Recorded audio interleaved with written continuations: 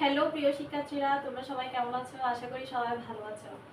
আজকে আমি তোমাদের সামনে নতুন একটা ক্লাস নিয়ে হাজির হলাম। আজকে আমাদের ক্লাসের আলোচ্য বিষয় হচ্ছে কি লেনদেন।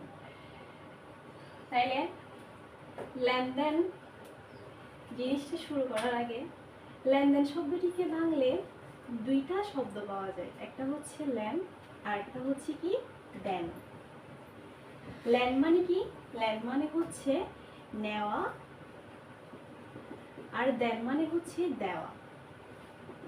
নেওয়া মানে হচ্ছে গ্রহণ আর দেওয়া মানে প্রদান। তাহলে লেনদেন শব্দটিকে বাংলা আমরা কি পাওয়া যায়? কি পাই? নেওয়া, দেওয়া, গ্রহণ, প্রদান। এই নেওয়া, দেওয়া, গ্রহণ, প্রদান এগুলো হচ্ছে কি লেনদেন শব্দের আবিধানিক অর্থ। লেনদেন শব্দের তাহলে আবিধানিক অর্থ কি?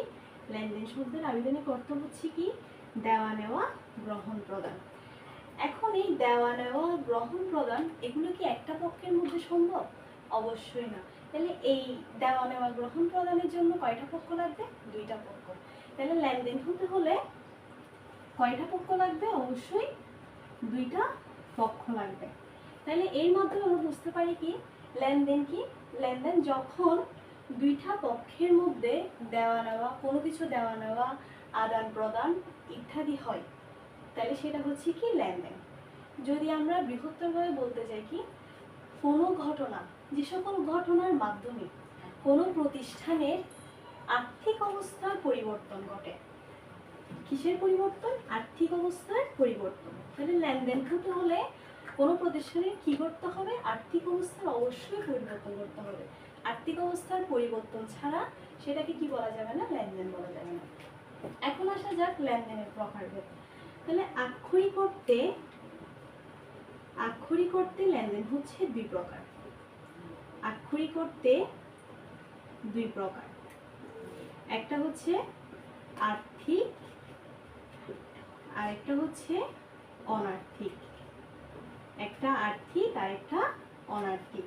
তাহলে আক্ষরিক অর্থে লেনদেন কয় প্রকার? দুই প্রকার, আর্থিক লেনদেন, অনার্থিক লেনদেন। এখন এই আর্থিক লেনদেন কি? যখন কোনো ব্যক্তি বা প্রতিষ্ঠানের মধ্যে যখন কি আর্থিক অবস্থার কোনো ব্যক্তি বা প্রতিষ্ঠানের মধ্যে আর্থিক অবস্থার পরিবর্তন ঘটবে, কোনো কিছুর মধ্যে কিসের পরিবর্তন ঘটবে? আর্থিক অবস্থার পরিবর্তন ঘটবে, সেটা হচ্ছে কি আর্থিক লেনদেন। আর যখন কোনো ব্যক্তি বা প্রতিষ্ঠানের মধ্যে আর্থিক অবস্থার পরিবর্তন ঘটবে না, যে লেনদেনের দ্বারা কি আর্থিক অবস্থার পরিবর্তন ঘটবে আর যে লেনদেনের দ্বারা কি আর্থিক অবস্থার পরিবর্তন ঘটবে না, সেটা হচ্ছে কি অনার্থিক লেনদেন। যেমন আমরা প্রতিষ্ঠানের জন্য 10,000 টাকার আসবাবপত্র ক্রয়,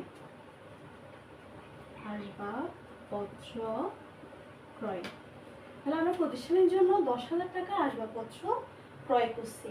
তাহলে আসবাবপত্র ক্রয়ের পরিবর্তে আমরা কি দিছি? 10,000 টাকা দিছি। তাহলে এখানে আর্থিক অবস্থা পরিবর্তন করছে না? তাহলে এটা হচ্ছে কি আর্থিক লেনদেন। আর অনার্থিক মানে যেমন ধরো কোনো পণ্য ক্রয়ের ফরমায়েশ প্রদান, পণ্য ক্রয়ের ফরমায়েশ প্রদান, পণ্য ক্রয়ের ফরমায়েশ প্রদান। তাহলে পণ্য ক্রয়ের ফরমায়েশ প্রদান বা কোনো কিছুর জন্য বা প্রতিষ্ঠানের জন্য কি ম্যানেজার নিয়োগ, এক্ষেত্রে কি কোনো ধরনের আর্থিক অবস্থার পরিবর্তন করছে?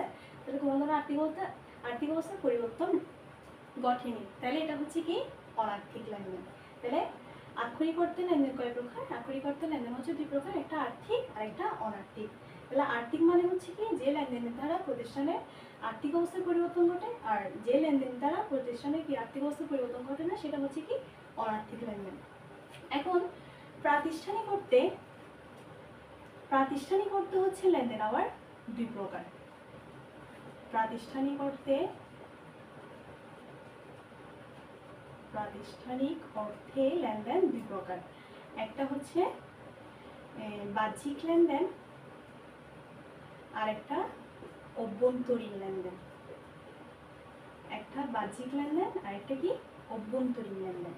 এখন এই বাহ্যিক এবং অভ্যন্তরীণ লেনদেন কি? বাহ্যিক মানে হচ্ছে কি বাইরে।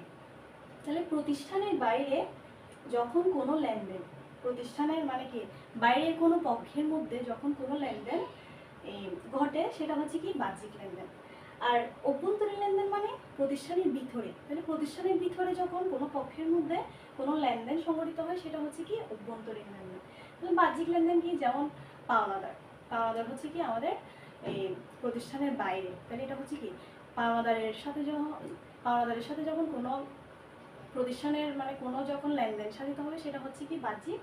আর অভ্যন্তরীণ লেনদেন, বাহ্যিক লেনদেন হচ্ছে কি পাওনাদার, আর অভ্যন্তরীণ লেনদেন বলতে যেমন কর্মচারীর বেতন, কর্মচারীর বেতন প্রদান।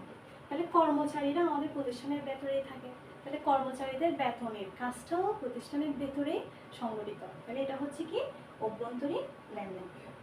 তাহলে আজকের ক্লাসের মূল কি ছিল, মূল টপিক ছিল হচ্ছে কি লেনদেন এবং লেনদেনের প্রকারভেদ। আজকের মতো এতটুকুই থাকুক, সবাইকে ধন্যবাদ, সবাই সুস্থ এবং ভালো থাকুন।